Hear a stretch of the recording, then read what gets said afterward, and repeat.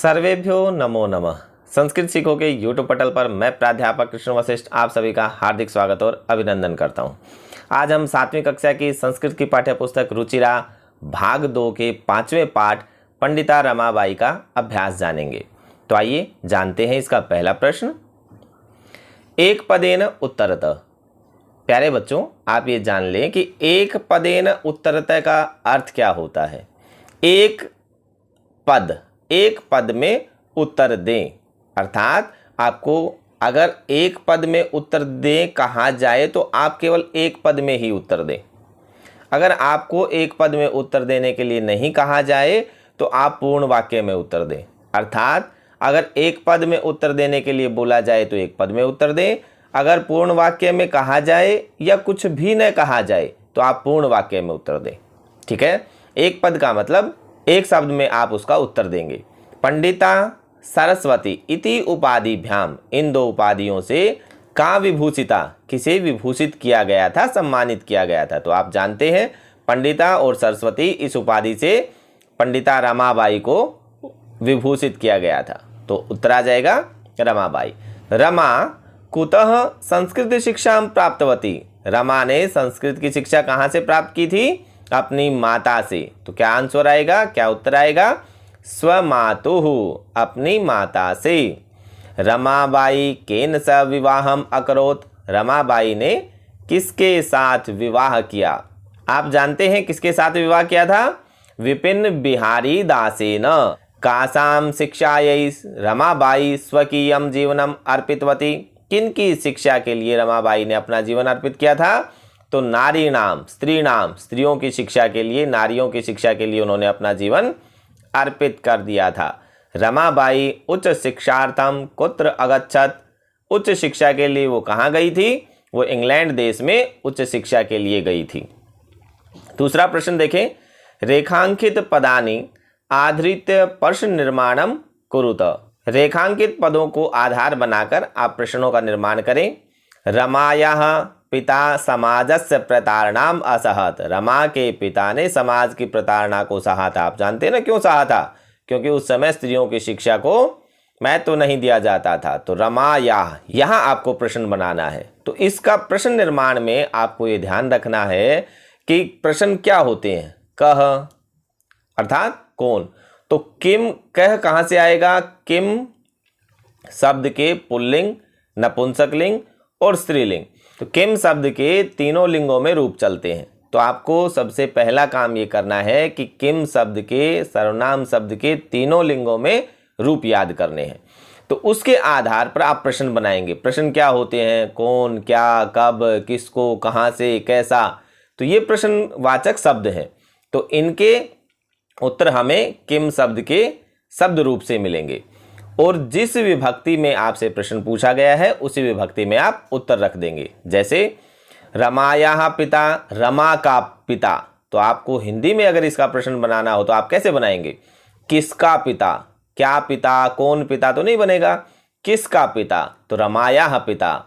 तो रमा का कस्याः, क्योंकि रमा शब्द स्त्रीलिंग है तो किम शब्द का स्त्रीलिंग का और षष्ठी विभक्ति का ये है रमायाः, तो आप भी षष्ठी विभक्ति का ये लगाएंगे कस्याः।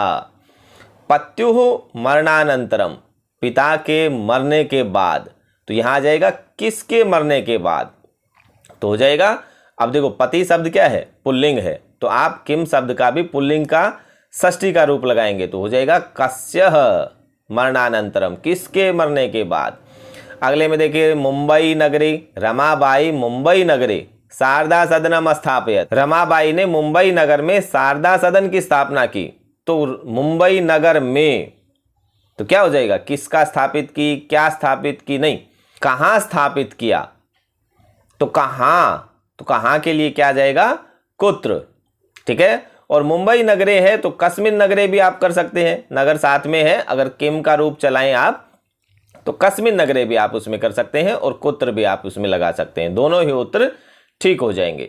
1922 तमे ख्रीष्टाब्दे, 1922 ईस्वी वर्ष में रमाबाई महोदयायाः निधनम अभवत, रमाबाई महोदया का निधन हो गया। तो किसका निधन हो गया? तो वही आ जाएगा कस्याः, क्योंकि हमने अभी देखा था पहले प्रश्न में कि किम शब्द का स्त्रीलिंग में षष्ठी कस्याः बनता है और पुल्लिंग में कस्य बनता है, ये हमने देखा। स्त्रियः शिक्षाम लभन्ते स्म, स्त्रियां शिक्षा लेती थी। तो स्त्रियां शिक्षा लेती थी, कौन शिक्षा लेती थी? स्त्रियां, लेकिन ये बहुवचन में है तो का के काह, जैसे लता के रूप चलते हैं वैसे स्त्रीलिंग के इस प्रकार से इसमें रूप चलेंगे किम शब्द से।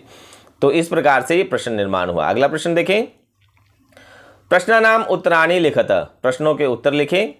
अब देखो यहां आपको ये कहा नहीं गया है कि एक पद में लिखें या पूर्ण वाक्य में लिखें, आपको नहीं बोला गया है।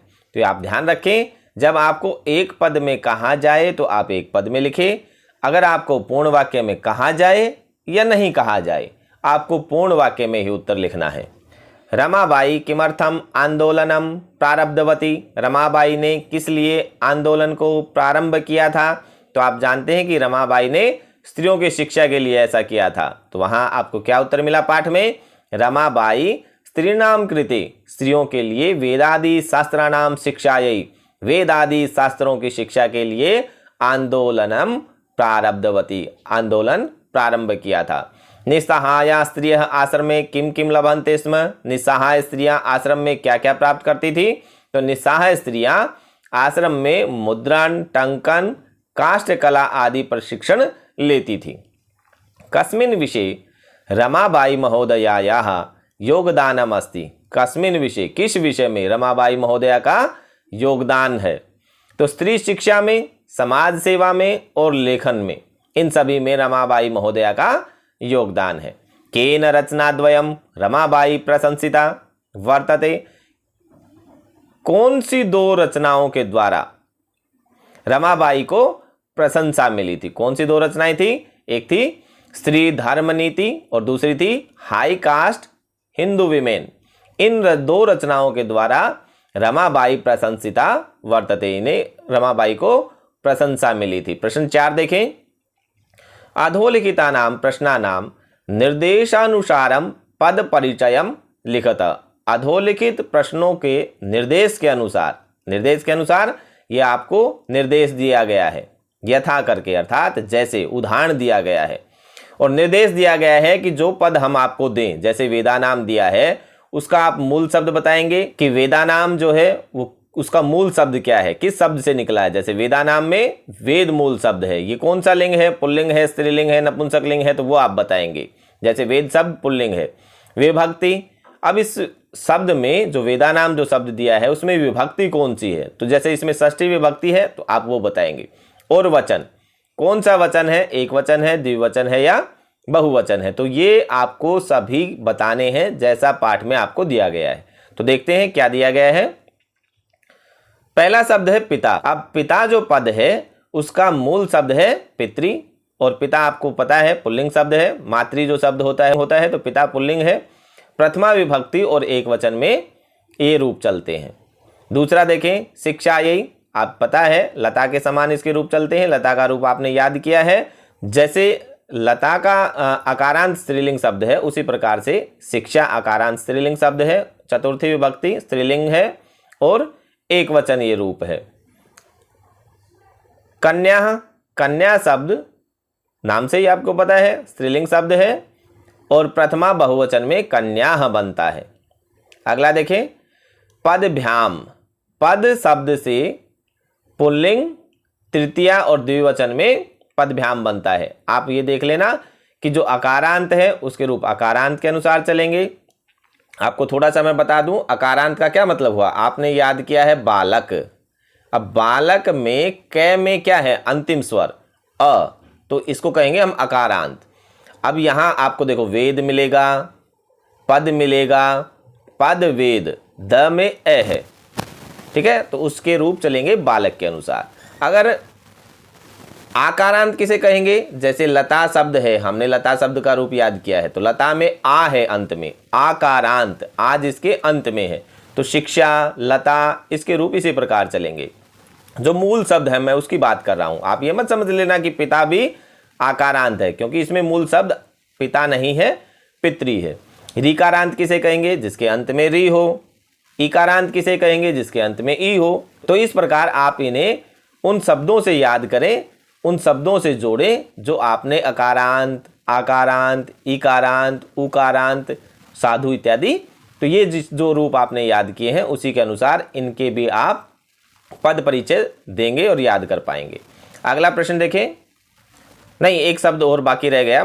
तो मनोरमया किस प्रकार बना? मनोरमा शब्द से स्त्रीलिंग तृतीय विभक्ति एक वचन में मनोरमया बनता है। अगला प्रश्न आप देखें। अधोलिखिता नाम धातु नाम लकारम पुरुषम वचनंच लिखत। अधोलिखित धातुओं के आपको क्या करना है? लकार लिखने हैं, पुरुष लिखना है, वचन लिखना है। पिछले प्रश्न में हमने शब्द रूपों का पद परिचय जाना था, अब हमें धातु रूपों का पद परिचय इस प्रश्न में जानना है। जैसे आसीत है, इसमें धातु कौन सी है? अस धातु है। लकार लंग लकार है, पुरुष प्रथम पुरुष है और वचन एक वचन है।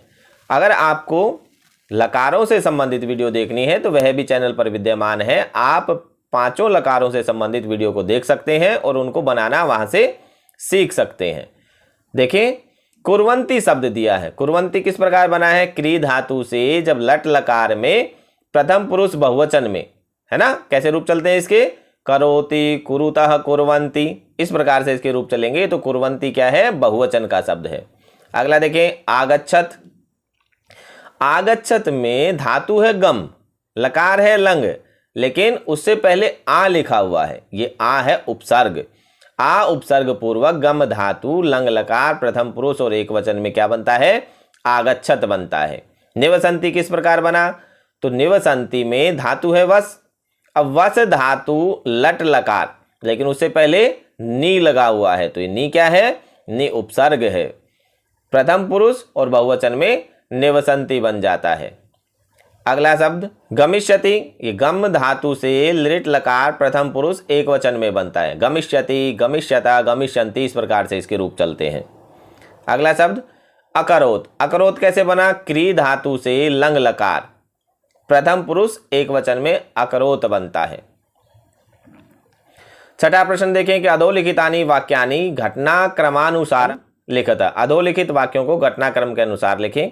कि घटनाक्रम कैसे रहेगा? कि जो लाइन पहले आई है पाठ में उसे पहले, बाद में आई है उसे बाद में, घटना के अनुसार लिखना है। अगर कोई घटना पहले हुई है तो उसे पहले रखें, बाद में घटना घटित हुई है तो उसको बाद में रखें। रमाबाई महोदयायाः विपिन बिहारी दासेन स विवाह अभवत। विवाह हुआ। अगले में क्या कहा? 1858 में ख्रीष्टाब्दे रमाबाई जन्म अलभत, उनका जन्म हुआ। उच्च शिक्षा के लिए इंग्लैंड देशम गतवती, इंग्लैंड देश गई। घ में क्या कहा? 1922 में ख्रीष्टाब्दे रमाबाई महोदयायाः निधनम अभवत, 1922 में उनका निधन हुआ। सा मुंबई नगरे शारदा सदनम स्थापयत, उन्होंने मुंबई नगर में शारदा सदन की स्थापना की।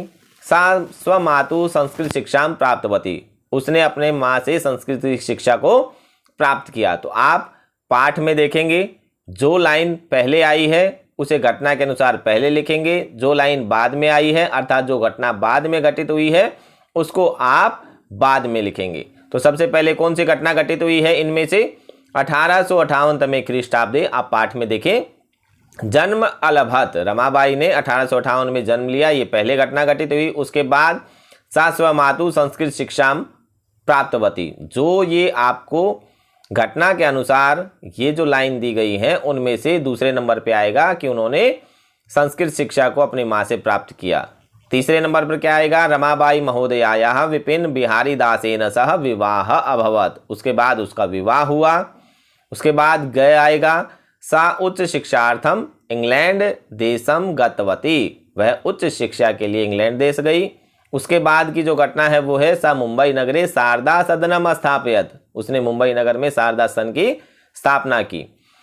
अंतिम जो इसमें है वो 1922 में ख्रीष्टाब्दे रमाबाई महोदया का निधन हो गया। ये सबसे अंतिम घटना है। तो इस प्रकार से आज आपने 7वीं कक्षा के 5वें पाठ पंडिता रमाबाई का अभ्यास जाना। अगर आपको वीडियो अच्छी लगी है तो आप इसे लाइक करें, अपने दोस्तों के साथ शेयर करें, चैनल को आप सब्सक्राइब करें, बेल आइकन को ज़रूर दबाएं ताकि आपको सबसे पहले चैनल पर डाली गई वीडियो का नोटिफिकेशन मिल सके। सर्वेभ्यो नमो नमः।